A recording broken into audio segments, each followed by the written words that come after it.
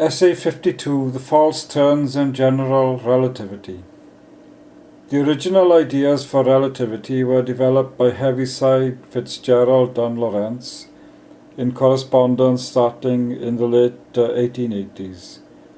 They were trying to explain the results of an experiment by Michelson and Morley which showed that the speed of light in a vacuum C is a constant, whatever the movement of the frame of reference. This correspondence led Lorentz to develop the Lorentz transformation from one frame to another, in which the time is measured in one frame, is not the same as the time as measured in a frame moving with respect to the first frame. This theory became known as special relativity because one frame moves with respect to another at constant speed v. It was applied by Lorentz and Poincaré to find an elegant tensor theory of the electrodynamics of Maxwell and Heaviside. Tensor theory had been developed around about 1900 by Levi-Civita, Ricci, Bianchi and others. Classical electrodynamics is in fact the basis for special relativity, because its equations do not behave as Newtonian equations do under the Galilean transformation. Electrodynamics behave according to the Lorentz transformation. Einstein was a student at ETH in Zurich around 1900 when he was about 20 years old. He was well versed in these developments, and in a paper in Italian which derived what is now known as the rest energy, the famous E equals mc squared. He was also familiar with the work of Planck in pioneering quantum mechanics, again around 1900, and his explanation of the failure of the Rayleigh-Jeans law. In my opinion, Einstein's contribution to special relativity was to define the relativistic momentum needed to merge the law of conservation of momentum with the Lorentz transformation. This produced an equation P equals gamma mv, where gamma is the Lorentz factor, m the mass of an object, and v is its Newtonian velocity. It is this equation that leads to the rest energy, which is part of what is known as the Einstein equation of special relativity. Nearly all the tested features of special relativity are in fact tests of the much earlier Lorentz transform, notably the finding that a watch runs slower on board an aircraft, known as the foggy jargon of Fargon, as time dilatation. Horst Eckert and others have often discussed and revealed the flaws in Einstein's interpretation of special relativity.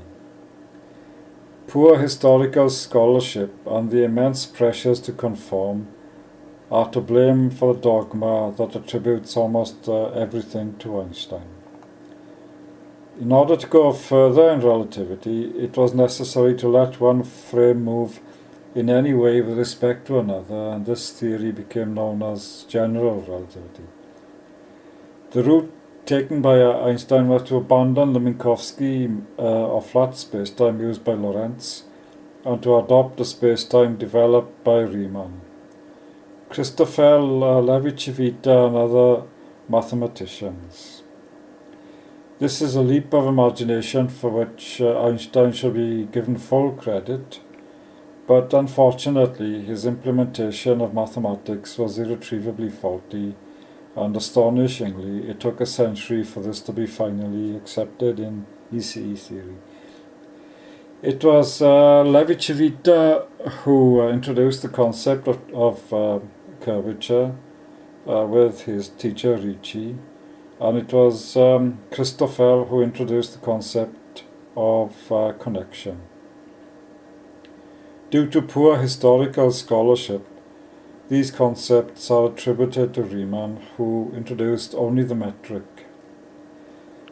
Einstein heard of Riemann geometry from Grossmann, who worked at the time in Schaffhausen, down the road from Zurich, and at first sight described it as horrible, or words to that effect.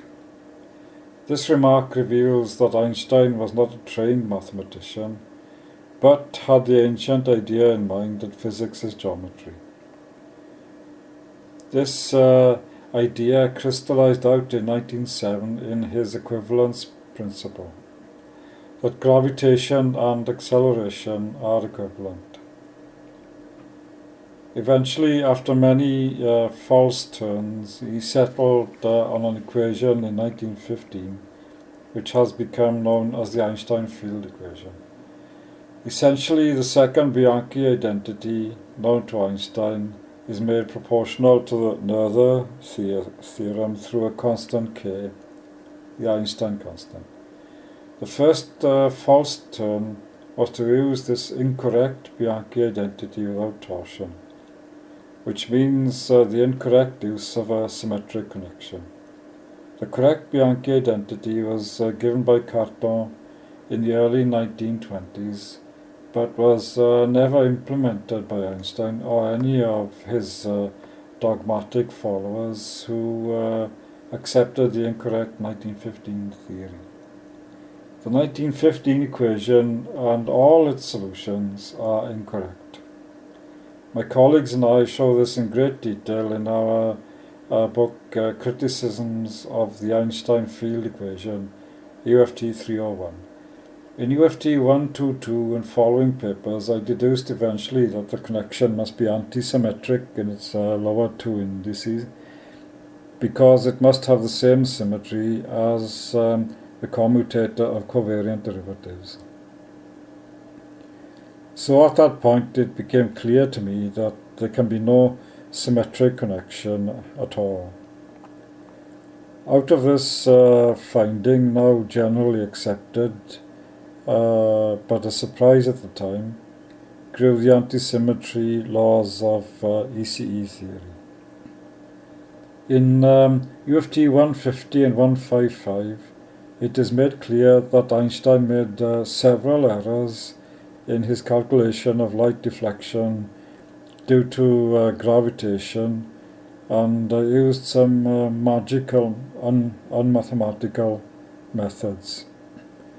Unfortunately, his contemporaries did not find these errors, or if they did, remained silent. This is described by the very popular essay Nobody's Perfect, written originally in German by my co-author Horst Eckert, who checks all my hand calculations by computer and produces calculations which are far too complicated to be done by hand and could not have been done in Einstein's time. In UFT 190 and following,